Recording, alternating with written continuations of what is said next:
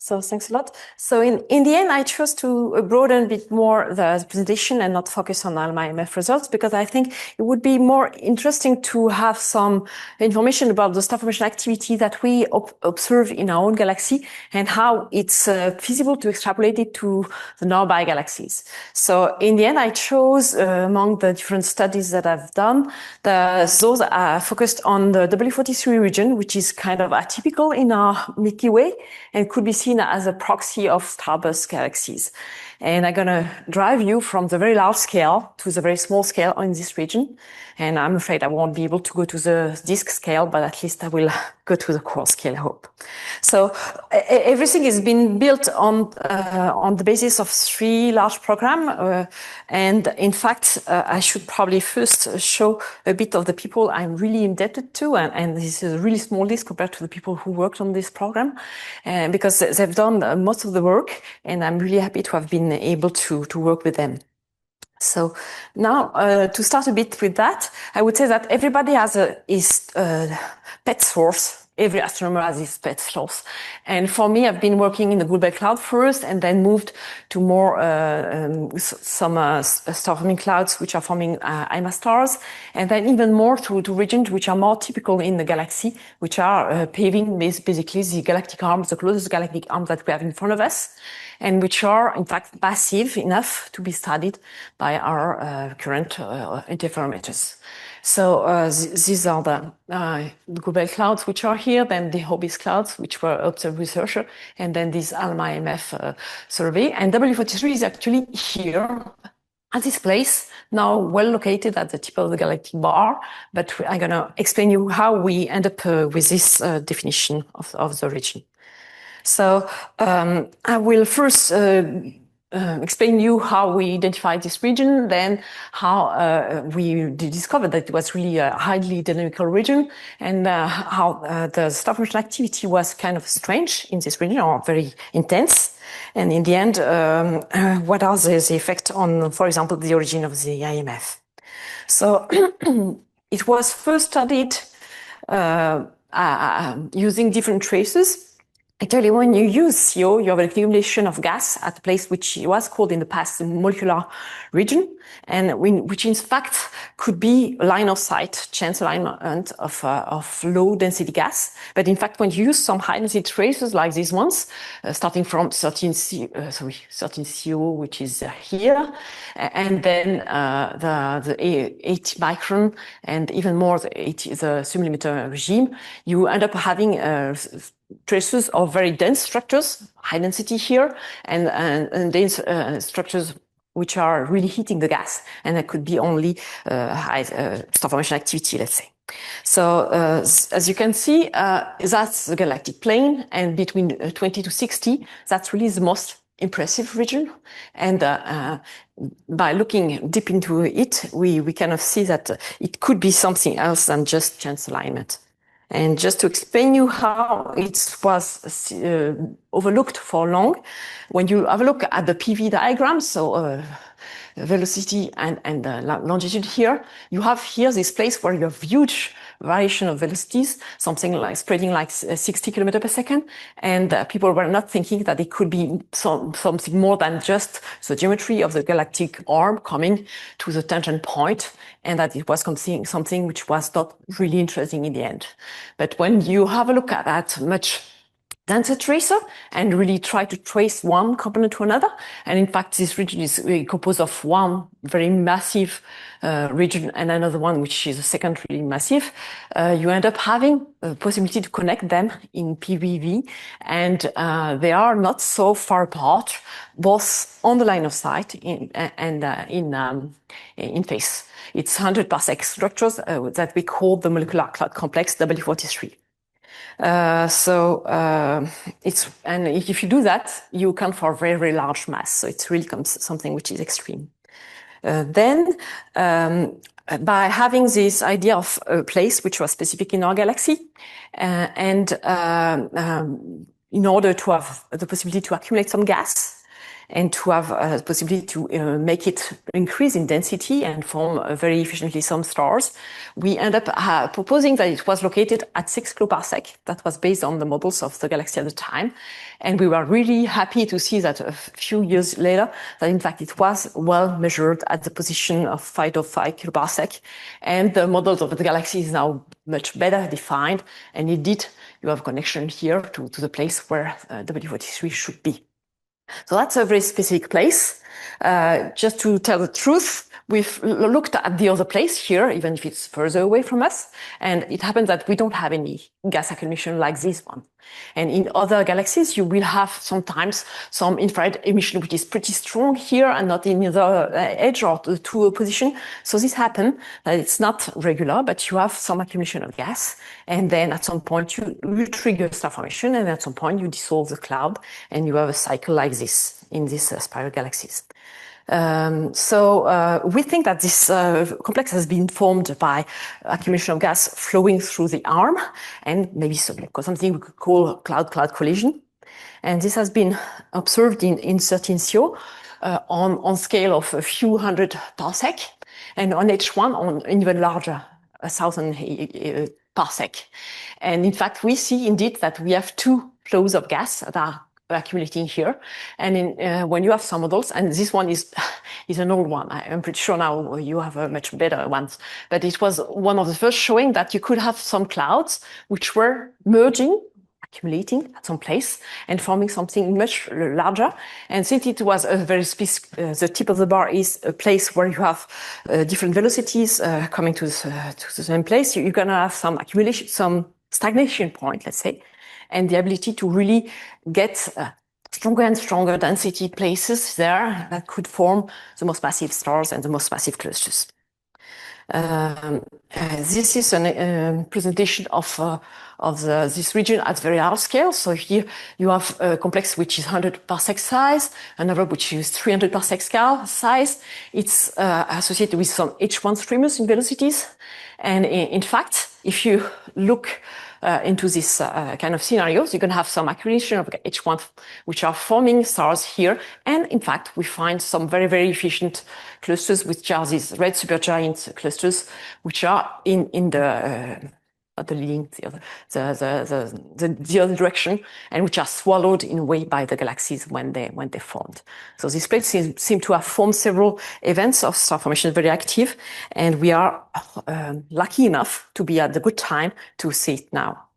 And this is a good region because it could really help us confront the models, because it's an extreme region, and we are used to use our model in our nearby galaxies because of resolution, obviously, and sensitivity. So having the ability to confront our model to extreme region will help us to let's say make some modification of the models to understand the physics of all the clouds forming the stars. I will not show that in the end, but just telling you that at the very time, we had the impression that everything could be in equilibrium, and really the models that were showing this evolution from H1 to H2 as was absolutely not feasible to pose it to this region, because we have a series of transition from H1 to H2, and we have to force ourselves to think a bit differently than something which is quasi-statically forming.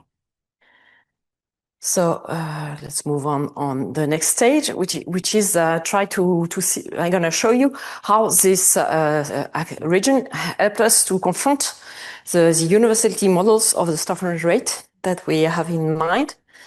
And just by showing you that first, that was really the initial study of this region. We knew that we had two very efficient star formation activity happening in two 30 parsec size structure. Here is a molecular cloud, which has a Z-shaped here. Here you have very, very high density structure, which we call ridge actually. And at the very center in between, you have, an extended H2 region, which is associated with a cluster of Wolf-Rayet and OB clusters. Unfortunately, it's deeply embedded and associated with this cloud, so it's not very well studied, but we know that it should be very, very massive, because in the end it has a very high luminosity. It was called starburst cluster at some point. Anyway, when you use the cloud measurements that you are making, you extract the protostar, or at least let's say the big pieces of mass which are associated with massive protostars. You estimate some star formation intensity and star formation rate, which are huge compared to what you are observing and measuring more properly, but anyway, measuring in the Google Cloud, for example. And we use this kind of measurement to put them very rapidly on measurement of the Schmidt-Kennigat diagram, which is the surface density of the star formation activity with the surface density of the gas. And well, the range I just showed you is here, let's say, very, very strong in this quadrant, which is called the starburst quadrant. And in practice, if you do the same measurement, but not on the 30 parsec scale, but more on 100 parsec scale, then you end up having values which are starting to be very large. So we did that using 3 different traces that are paving different time in the evolution of this cloud. Using spitzer mini-infrared fluxes, you could say it's, let's say, clusters which already formed some Titoris stars, let's say. If you used the protostars observed with Herschel, then you are just forming, so it's a present day instantaneous star formation activity. And when you use the total gas, you estimate that you're going to have the ability to form future generation of stars. And when you do that, you really have something which could be even getting more intense. That's subjective, I would say. It has to be taken with caution because all these measurements are really badly done at the time, I should say. Anyway, W43 is really an extreme complex, and when compared with the global cloud, it's more massive, more efficient in forming stars. And when comparing with the central molecular zone, it has actually much larger star formation activity, even if it's less massive, obviously. So what's next? We used it locally to try to confront some models. And at the time, again, we were really having the difficulty with some proposition of Lada and et al. About the prescription of star formation efficiency that was proposing that you had a threshold in column density. No star formation after in low density gas, and then star formation activity being with a given star formation efficiency, which was similar everywhere. I represented it like this. It's not exactly like this, but it's really this threshold idea that we were fighting against because it was really not showing something that was reminiscing of what we were observing. And so Fabien Louvet did measures in one of these starburst protoclusters. And he found that, in fact, it was absolutely not steady state. It was increasing with density. That's the density and that's star formation efficiency, counting the let's say, the fragments that we are observing in our NOEMA image at the time. And in fact, if you do the same thing in numerical simulations, that's a dashed line, it's the same, it's increasing. So now it's been observed by several people that in fact we have a star formation efficiency which is most probably increasing with density of the region. So we cannot take something which is 1% at large scale, 3% at smaller scale. No, it really increases gradually with the median you are looking at. So I really think that cloud density is an important aspect of the recipe for star formation, and that we should not just take the column density, which is something easy that we have in hand, but as a proxy of what we're going to have for the star formation activity. Then I'm talking a lot about kinematics, but I didn't show much except at very large scale on these H1 streamers I was mentioning. So I'm going to show you a bit of kinematics in this region. And I will start with continuum, with column density, showing that to really get in numerical models some very high density regions, like the one we called ridges, on very large scale, meaning parsec scale, it's impossible to do that without having some dynamical models. You need some pressure coming from outside. You mean either some global collapse to be acting or some pressure coming from the H2 region, for example, and are going to compress the gas and lead to this region which are above 100 eV in practice for a region which are parsec size. So you're going to have that locally on precellular cores, but on parsec size, that's something that cannot be done without large kinematics. And we've been observing them in general at the very center of molecular complexes. So it's probably where you have some runaway of gas and where you accumulate a lot of gas and be able in the end to form clusters of massive stars. Because these regions are all forming very actively some stars. If you look at them in the mid-infrared or far infrared with Herschel, you have a lot of activity there. So then for the kinematics, some of them have been studied with a pair of optically thick and optically thin line, showing that you could have some global collapse, meaning that you have the outer part of this parsec scale structure, which is anyway collapsing toward the very center. So the very center is something which is not well defined and which is not a point. It's going to be a lot filamentary and in many places. But anyway, that's something which is observed kind of recurrently toward hubs, which are smaller structures than these ridges, but toward ridges as well. And there are also some measurements of shocks in this region. For example, here you have the SIO line, which was supposed normally to trace at the time only outflow shocks, high velocities, and which are observed actually here toward lines which are 5 kilometers per second. So not really large, and meaning that you can have the ability to have some shearing effect of layers which are going convergent to form these very high density filaments, which are going to form cores in the end and stars. These regions are probably formed, as I told you, by collapse, global collapse, and by probably the accumulation of that and collision of clouds that could be driven by this H2 region. Because I remember I told you that there is a very giant H2 region, which is not so far. It's 5 parsec away from these regions. And that could be really making more, let's say, pressure toward the formation of high density structures. At least models are going this direction, that you need to have both. Then, when you have this kind of environment, you should forget about the core being the mass reservoir to form a star. It doesn't work at all. In the end, your star is going to form into some density structure that you could call core, but which is going to be fed by clumps, and clumps are going to be fed even by the outside. And that's what that's why I propose this kind of scenario here. And this accretion avalanche model is really important for this kind of region. And it leads to this clump-fed model for the different individual stars. And with this kind of scenarios, exit the precellular cores, or at least the massive precellular cores, because as soon as you have a low mass precellular cores, it's going to form a low mass protostar. And then if it's located at a good place, it can grow in mass and form very massive objects in very massive stars. Then let's move on to the newest studies we've done with ALMA. So, sorry, to start with, I would say that in our region, we were thinking that, and we are still thinking, I think, that the origin of the mass function, the initial mass function, is coming from the core mass function itself, meaning that the core is going to be the direct progenitor of the star. As soon as it's really separated from the turbulent environment, it's going to collapse and form 1 or 2 stars, and that you're going to have a direct relation between the mass of this core and the mass of the star. So that's a very nice idea, but as I told you, it can't work in dynamical environment.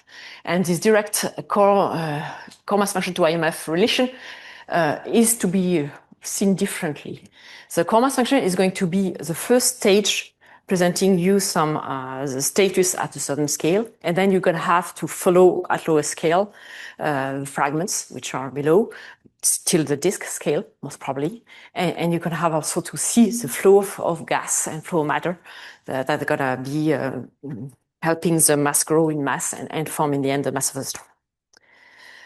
So to remember you a bit, these ALMA-IMF clouds, they are here, okay? They are located at 2 to 5 kiloparsec from us. They are a few parsec size, so it's not the full molecular complexes I was discussing. It's really the most the most massive regions. They probably form as in a burst of cloud and formation and star formation. So some kind of instantaneous star formation activity. And they pave 10 to the 3 to 10 to the 4 solar mass for us. And among these objects, we have two extremes, which are the W43 and W51 region, which are in fact more or less at the edge of the Milky Way bar, and they are much larger in total for the cloud complexes, but we are still observing this parsec scale inner part, and they are much, much more massive, so dense. So in the end, here are the results we get. I'm not going to show you images, unfortunately, but we've done very nice ALMA images with high dynamic scales, and we were able to extract compact sources, which we separate between sources which were continuum emission and those which were actually associated with free emission. We were measuring the temperature and then calculated the mass. So that's the result, actually. And we made some core mass functions. So the number of cores as a function of the mass for single regions for the total of the 1,000 cores that we were detecting. And what was surprising, because honestly we didn't believe that at the time, is that in fact, in this region, we don't have a core mass function that is, let's say, canonical. It doesn't follow the high mass end of the IMF, but it's much flatter.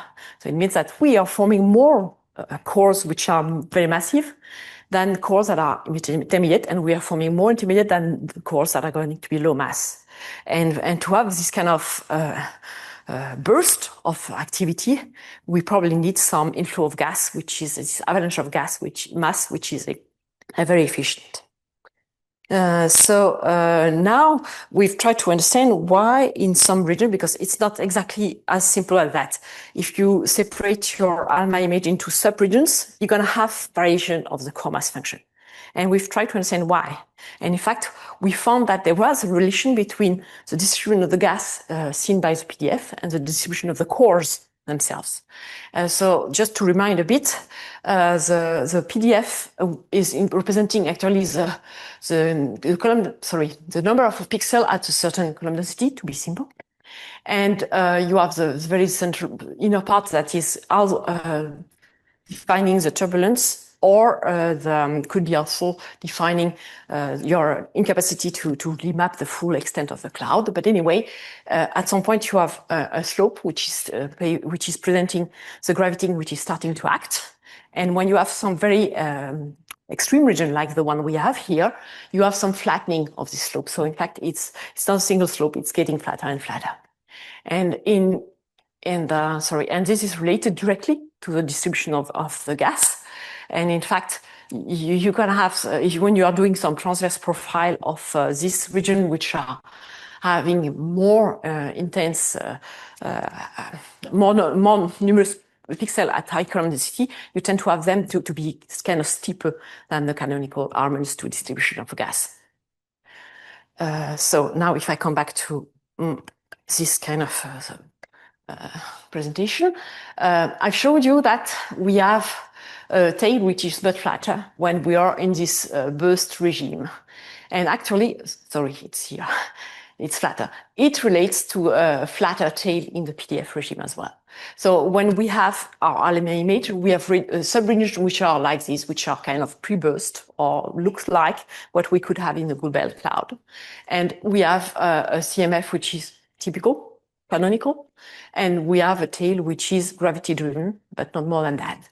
And when we get to the very extreme region, we get something which is flatter for both traces, both for the cloud around the cores and for the cores themselves. And actually, it's as I told you before, it's okay. It's getting to be observed in simulation when you have some compression, not only global collapse, but compression coming from the H2 region, which are nearby.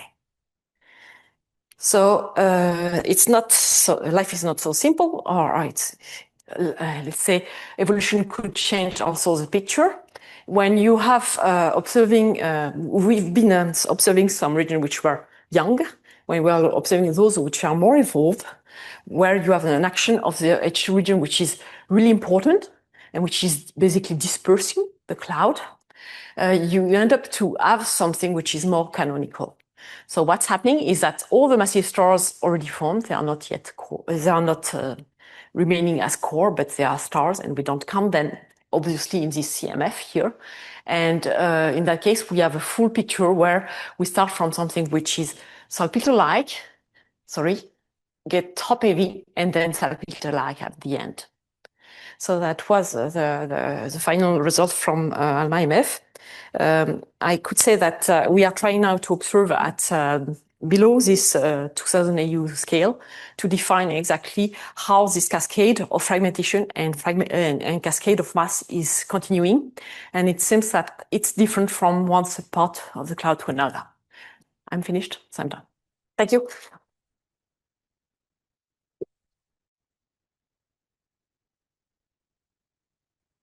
Do we have questions for Frédérique? So 2 questions here. Thank you. I really enjoyed your talk. I was just wondering, so in the context of this almost like evolutionary picture that you're presenting on that final slide, how fair it is to include W43 in that picture, sort of given its auspicious location in the galaxy? Do you know what I mean? The fact that it's at the bar end, whereas I'm assuming, you know, G35 and, you know, DR21, they're quite different in that context. So I just wondered if you could comment on that. That's a good question. Most of the cores in this young regime is coming from this W43 region. But actually, we have some other sub-regions where we could really do individual CMF, and they are top heavy.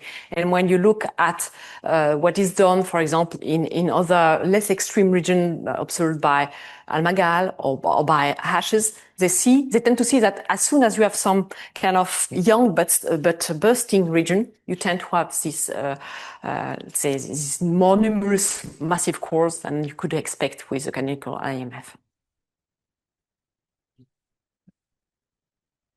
Thank you. How flat is flatter? Well, actually, you mean the CMF or the PDF, actually? The PDF. So what's happening is that for the PDF here, it would resemble something which is this, don't remember exactly, but it's the R-2 density structure in projection, okay? And here it seems that we enter a place where you can have some, let's say, runaway of gas and then stopping of the gas at some place, probably because of rotation of magnetic fields. And this is allowing the time to build up very dense structures. At least this is the way I think about it. But we are debating with, for example, Patrick for a long time. What I like is that in the simulation of Yann, we started to see this kind of thing in simulations. Can I have another question? On the star formation efficiency as a function of density, volume density, how do you measure the star formation efficiency? So it was by counting some very compact structures that we called dense core at the time, and assuming within it some kind of and so when you get, it's not direct, absolutely not direct. Exactly. And so when you find 10%, do you take into account the 30% to go from this CMF to the IMF? As this would shift, yes. So I think this is what we did at the time. But it's not totally fair. It's not efficiency because it's more a core formation efficiency we are measuring. But anyway, it's all related. So and no scale is really very important. We have to do all of them. Like you were saying, actually, Alvaro, we really have to go for a cascade. There is another question over there. Yeah. So there is this idea that when you have cloud collisions, they can either trigger star formation or suppress it, depending on the velocity. So how does W43 fit into this picture? Is it consistent? Because it seems like W43 has a lot of star formation, so it's triggering currently star formation. Is it consistent with relatively moderate cloud collisions? So if you look into simulations, you're going to say that if you have some H2 region too close to the densest part, you're going to destroy everything. So you won't have the ability to form massive objects more. If you have them too far away, it won't happen. It would not compress enough the gas. But it seemed that between let's say 1.5 parsec away, it could be very good places. In fact, you have some kind of, you could see some kind of shrinking of the already formed, let's say, ridges, which are getting stronger in density when you look at the simulations. I don't know if I'm exactly replied to your question. Partly, it was also then about W43, if it fits into this picture, that this could be.